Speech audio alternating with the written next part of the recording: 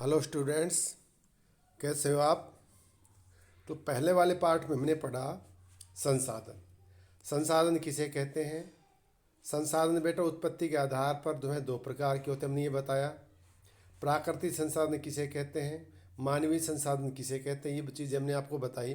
अब इसी के तहत संसाधन के तहत बेटा जो आपकी किताब है वो है संसाधन एवं विकास। तो पूरी किताब में आपको संसाधनों के बारे में ही जो है इसमें बताया गया है, चाहे जैविक संसाधन हो या अजैविक संसाधन हो। तो दूसरा पार्ट है बेटा भूमि, यानी भूमि कैसा संसाधन है, प्राकृतिक संसाधन है जिसमें हम फसलें पैदा करते हैं, पेड़ पौधे पैदा होते हैं। मृदा है, जल है, प्राकृतिक वनस्पति और वन्य जीवन संसाधन, भूमि जिस पर हम रहते हैं, और बेटा मृदा जिसमें हम पेड़ पौधे फसलें पैदा करते हैं। तो उदाहरण के जरिए शुरुआत कर रहा है ये तंजानिया, अफ्रीका महाद्वीप, यानी अफ्रीका महाद्वीप का एक छोटा सा देश है बेटा तंजानिया। एक छोटे से गांव में माम्बा पानी लाने के लिए प्रातः उठती है, यानी ये लड़की का नाम है कि वह पानी लाने के लिए, पीने का जो पानी लाने के लिए सुबह जल्दी उठती है और उसे पानी लाने के लिए बहुत दूर जाना पड़ता है।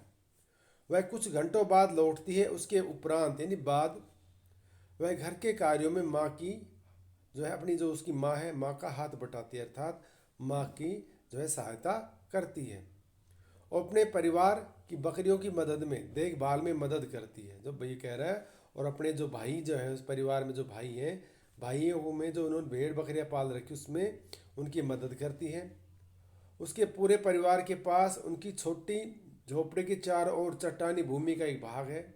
माम्बा के पिता कठिन परिश्रम के बाद, ये कह रहा है माम्बा के जो पिता कठिन परिश्रम के बाद कुछ मक्का और सेम ही उगा पाते हैं, फिर भी ये उनके परिवार के साल भर के खाने के लिए पर्याप्त नहीं। कह रहा है उसके पिता बेटा कठिन परिश्रम करते हैं और थोड़ा बहुत ही मक्का और सेम, यानी एक बेटा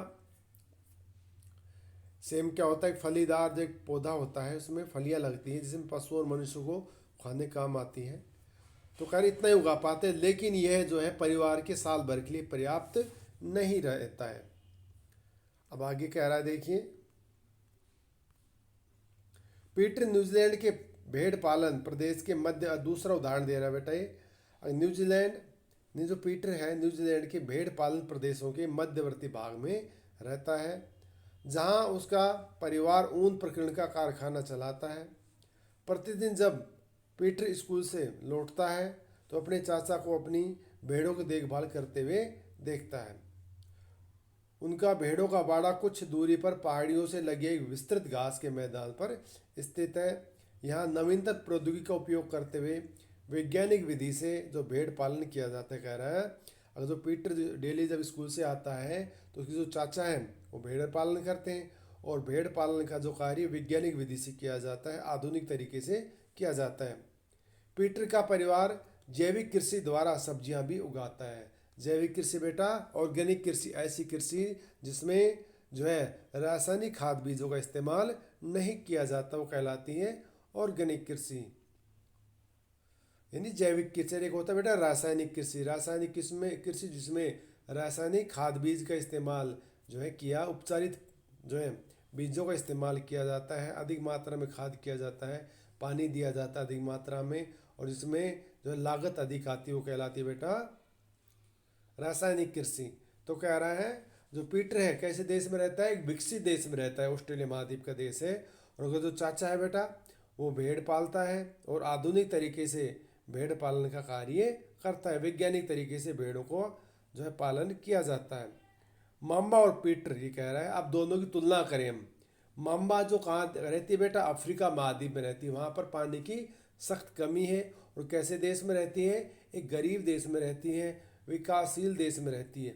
जबकि पीटर जो है कैसे स्थान पर रहता है, अलग स्थान पर रहता है, ठंडे प्रदेश में रहता है, और उनके जीवन व्यतीत करने में बहुत ही अंतर है। जहाँ एक और पीटर बेटा क्या करता है, स्कूल जाता है, शिक्षा प्राप्त कर रहा है, उसका भविष्य उज्जवल है, तो दूसरी ओर जो माम्बा है उसका भविष्य उज्जवल नहीं है, उसे पूरे दिन घर का कार्य करना पड़ता है। यह विभिन्नता भूमि की गुणवत्ता, मृदा, जल, प्राकृतिक वनस्पति, प्राणियों और प्रौद्योगिकी के उपयोग की भिन्नता के कारण। ये कह रहा है दोनों में जो अंतर है उसका कारण क्या है, एक तो बेटा वहाँ की भूमि की गुणवत्ता। अगर जो जहाँ पर मतलब मांबा रहती है वहाँ जो भूमि है अनुपजाऊ भूमि है, जहाँ पानी की कमी है, और जहाँ बीट रहता है वहाँ पर घास है वहाँ पर, इसलिए वहाँ पर क्या होता है, पशुपालन किया जाता है। प्राकृतिक वनस्पति सब और प्राणी प्रौद्योगिकी उपयोगिता के कारण दोनों में अंतर है। इन स्थानों को एक दूसरे से भिन्न होने का मुख्य कारण इस प्रकार के संसाधनों का उपलब्धता है। अब ये कह रहा है, क्या आप जानते हैं विश्व की 90% जनसंख्या, जब विश्व की जनसंख्या भूमि क्षेत्र पर मात्र 30% भाग पर ही रहती है।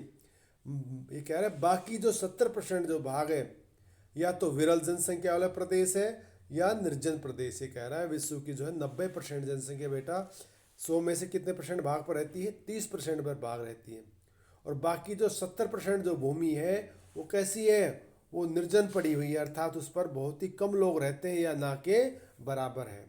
तो ऐसे प्रदेश आपको पहाड़ी प्रदेश मिलेंगे या ज्वालामुखी प्रदेश हैं, ये जो ठंडे प्रदेश हैं या अत्यधिक गर्म प्रदेश है, या जहाँ पर वन ज़्यादा है। तो ऐसे प्रदेशों पर लगभग 70% भाग पर पृथ्वी पर ये क्षेत्र फैले हुए हैं।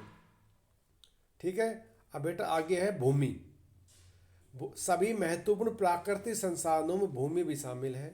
भूपृष्ठ के कुल यानी जो भूमि का जो पृष्ठ ऊपरी जो सतह है बेटा कि कुल क्षेत्रफल का लगभग 30% भाग भूमि है। कह रहा है हमारी यदि पूरी पृथ्वी देखें तो पृथ्वी के लगभग 70% भाग पर बेटा क्या है, जल है, और 30% भाग पर क्या है, यानी भूमि है।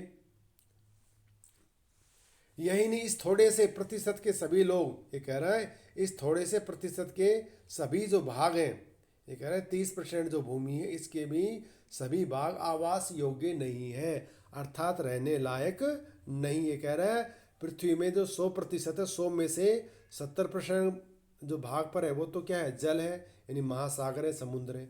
30% भाग पर क्या है बेटा, यानी भूमि है जहाँ पर जल नहीं है। और इस कह रहे इस 30% भाग पर भी सभी भाग रहने लायक नहीं है। कहीं पहाड़ हैं, कहीं घाटियाँ हैं, कहीं पठार है बेटा, है तो कहीं नदियाँ हैं, झीलें हैं, या ज्वालामुखी प्रदेश हैं। कहीं पर अत्यधिक ठंड पड़ती है तो कहीं पर अत्यधिक गर्मी पड़ती है। तो कहने का तात्पर्य यह है कि सभी क्षेत्र रहने लायक नहीं है। तो आगे कह रहा है मुख्यतः भूमि और जलवायु के भिन्न भिन्न लक्षणों के कारण विश्व के विभिन्न भागों में जनसंख्या का वितरण असमान पाया जाता है। ये कह रहा है विश्व की जो भूमि और जो जलवायु अलग अलग है। किसी प्रदेश में बेटा ठंड पड़ती है तो किसी प्रदेश में गर्मी पड़ती है, कहीं बर्फबारी होती है, कहीं बाढ़ आती है तो कहीं पर सूखा है। तो इसी कारण कह रहा है जनसंख्या का जो वितरण है वो भी असमान पाया जाता है, अर्थात कहीं पर जनसंख्या ज़्यादा पाई जाती है तो कहीं पर कम। उबड़ खाबड़ स्थलाकृति पर्वतों की तीव्र ढाल, जलक्रांत, जलक्रांत कहता है जहाँ पर अत्यधिक मात्रा में जल है, जल दिया जाता है, फसलों में जो जल दिया जाता है। संभावित निम्न क्षेत्र, मरुस्थल क्षेत्र, सघन वन, सामान्यतः विरल अथवा निर्जन। ये कह रहे ऐसे जो क्षेत्र हैं, मरुस्थल है, पर्वतीय भाग है जहाँ तेज पर्वतीय ढाल है, सघन वन है, ऐसे क्षेत्र कैसे हैं, निर्जन है, अर्थात जहाँ पर किसी मनुष्य की बसावट नहीं है। उर्वरक मैदान, उपजाऊ मैदान और नदी घाटियों में कृषि के लिए जो उपयुक्त क्षेत्र है वहाँ पर जनसंख्या ज़्यादा है, अर्थात वे क्षेत्र सघन बसे हुए हैं। तो आज हम इतना ही पढ़ाएंगे, कल आपको बताएंगे भूमि उपयोग के बारे में और अन्य संसाधनों के बारे में। आज के लिए बेटा इतना ही, धन्यवाद।